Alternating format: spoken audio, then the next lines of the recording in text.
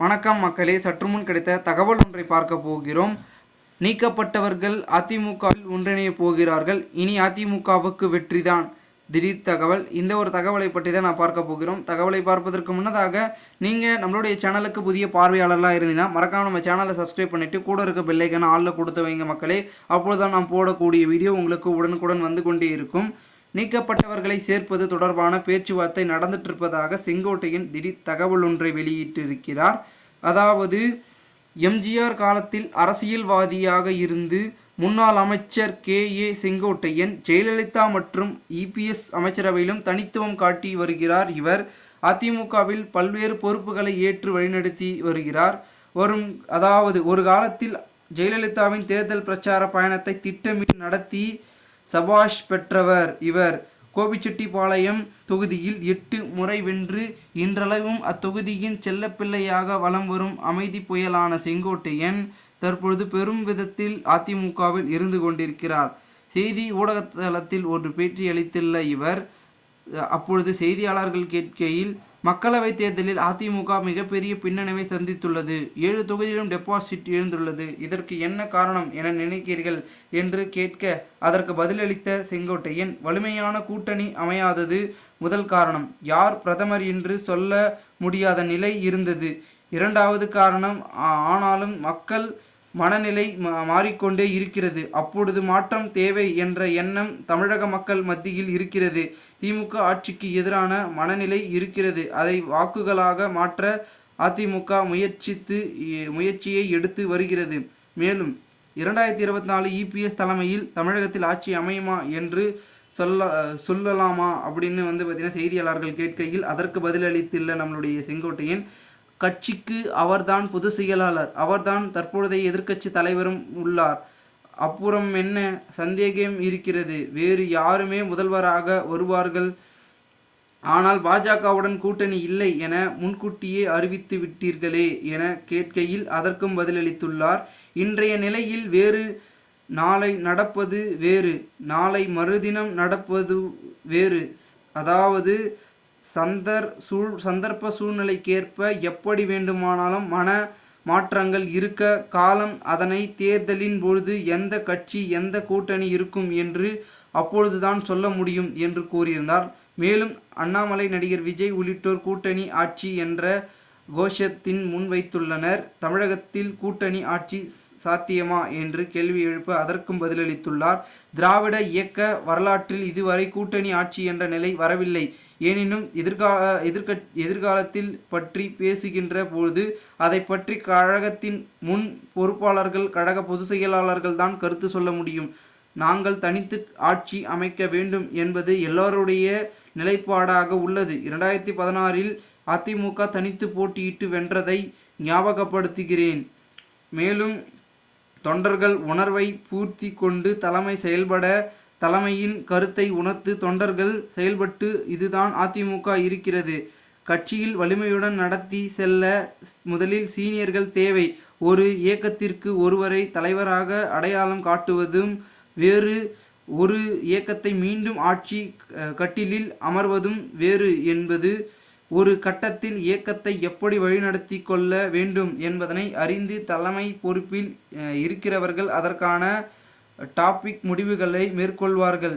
மேலும் பொதுச் செயலாளரை முன்னணி நிர்வாகிகள் சந்தித்து பேசும் இயல்பாக நடப்பதுதான். இந்த சந்திப்பு பெரிய செய்தியாகிவிட்டது. இந்த சந்திப்பின் போது கட்சியை எப்படி வளர்க்கலாம் என்பது தொடர்பாக பொதுவான கருத்தை பரிமாற்றங்கள் நடந்தது. கருத்து பரிமாற்றம் என்பது வேறு, அழுத்தம் கொடுப்பது என்பது வேறு. கட்சியில் இருந்து நீக்கப்பட்டவர்களை மீண்டும் சேர்க்க வேண்டும் என்ற குரல் ஒரு பகுதியில் வருகிறது. இன்னொரு புறம் சேர்க்க வேண்டியதில்லை என்ற ஒரு குரல் வருகிறது. இதில் எது மெஜாரிட்டி எது மைனாரிட்டி என்பது காலம் போக்கில்தான் தெரிய வரும்.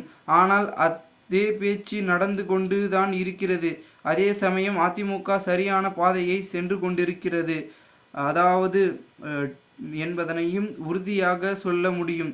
மேலும் கட்சியிலிருந்து நீக்கப்பட்டோர்கள் இன்று வரை நான் தொடர்பில் இல்லை யாருடையும். ஓர் இயக்கத்தை ஒருவர் மட்டும்தான் இயக்க வேண்டும்.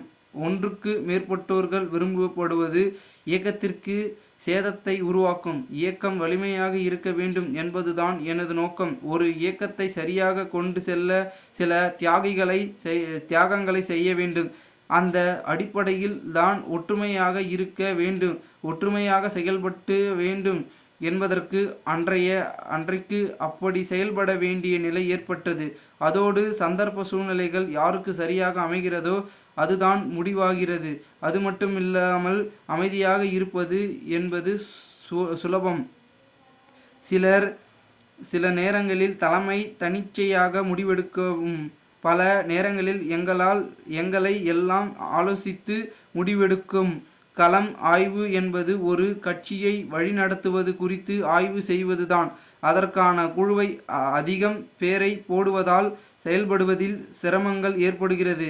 ஆயிரக்கணக்கான நிர்வாகிகள் பங்கேற்கும் இடத்தில் சின்ன சின்ன பிரச்சனைகள் ஏற்படலாம். கலந்தாய்வு கூட்டத்தில் சிலர் பேச வாய்ப்பு கேட்டதையே ஊடகங்கள் பெரிதாகிவிட்டன. அதிமுக நிர்வாகிகளுக்கு தொண்டர்களுக்கும் ஒரே குடும்பம் என்ற உணர்வோடு தான் உள்ளனர். நான் கூட்டணி பேச்சுவார்த்தையில் ஈடுபடுவது வரை கொள்கை அடிப்படையில் வெற்றி இலக்கு ஒன்றிணைந்து செயல்படுவது என்ற அடிப்படையில்தான் பேசி வந்துள்ளேன். இப்பொழுது கூட பணம் கேட்டவர்கள் என்பது போன்ற கருத்துக்கள் என கவனத்திற்கு வரவில்லை. அப்படி இருந்தாலும் தனக்கு தெரியவில்லை. அன்றைய காலகட்டத்திலோடு ஒப்பிட்டால் தேர்தல் செலவு என்பது அதிகரித்துள்ளது. தேர்தல் ஆணையமே செலவு செய்யும் வரம்பினை உயர்த்தியுள்ளது. அப்படி இருக்கையில் செலவு செய்ய தகுதி படைத்தவர்கள், கட்சிக்கு விசுவாசமாக இருக்கும் தகுதி படைத்தவர்களை தேர்தலின் பொழுது வேட்பாளராக தேர்வு செய்ய கட்சி தலைமை ஆய்வு செய்யும். நடிகராக உள்ள விஜய் அரசியல் கட்சி தொடங்கி வெற்றி பெற முடியும் என்று நினைக்கிறார். ஆனால் எல்லா நடிகர்களும் எம்ஜிஆர் போல் வெற்றி பெற முடியாது. திமுகவில் பல பதவிகளை வகித்து பின்பே எம்ஜிஆர் ஆட்சி தொடங்கினார். அவருக்கு மாபெரும் வெற்றியை மக்கள் வழங்கினர். அதோடு எம்ஜிஆரை திரையுலகின் மூலம் அனைத்து தரப்பு மக்களுக்கும் ஈர்த்து ஒரு புரட்சியை ஏற்படுத்தினார். அதிமுக என்பது ஒரு குடும்ப இயக்கம். எங்கள் குடும்பத்துக்கு இளைஞர்கள், இளம் பெண்கள் எங்களிடம் தான் இருப்பார்கள். அவர்களை யாரும் மடைமாற்றிவிட முடியாது. எனவே கூட்டத்தில் வைத்து இளைஞர்கள் விஜய் பின்னால் என்று விட்டனர் என்று சொல்ல முடியாது. ஜானகி அம்மையார் நூற்றாண்டு விழா என்பதால் அவரை பெருமைப்படுத்தி ரஜினிகாந்த் பேசினார். இரட்டை இலை முடக்கி விடக்கூடாது என்பதற்காக இயக்கத்தை அவர் ஒன்றிணைத்தார் என்பது வரலாறு. அதனைத்தான் ரஜினி குறிப்பிட்டார். அதை வேறு அர்த்தம் என்பது இருப்பதாக தெரியவில்லை. எனவே எனது வாழ்க்கை வரலாறு தொடர்பாக நண்பர்கள் சில விரும்பி தொகுத்து வருகின்றனர். அவை முழுமை பெறும்பொழுது சுயசரிதையை நூலாக வெளிவர வாய்ப்புள்ளது. அதில் யாரை மன அழுத்தத்தையும் காயப்படுத்ததாக உண்மைகள் இருக்கும் என்று குறிப்பிட்டு பேசியிருக்கிறார். தற்பொழுது நம்மளுடைய செங்கோட்டையின் இவ்வாறு கூறுகையில் அதிமுக வட்டாரங்களில் மிகப்பெரிய பரபரப்பும் விறுவிறுப்பும் அனைத்து கட்சிகளும் ஏற்படுத்தியிருக்கிறது. இந்த ஒரு தகவலை குறித்த பொதுமக்கள் உங்களுடைய கருத்துக்களை கூறுங்கள். நன்றி, வணக்கம்.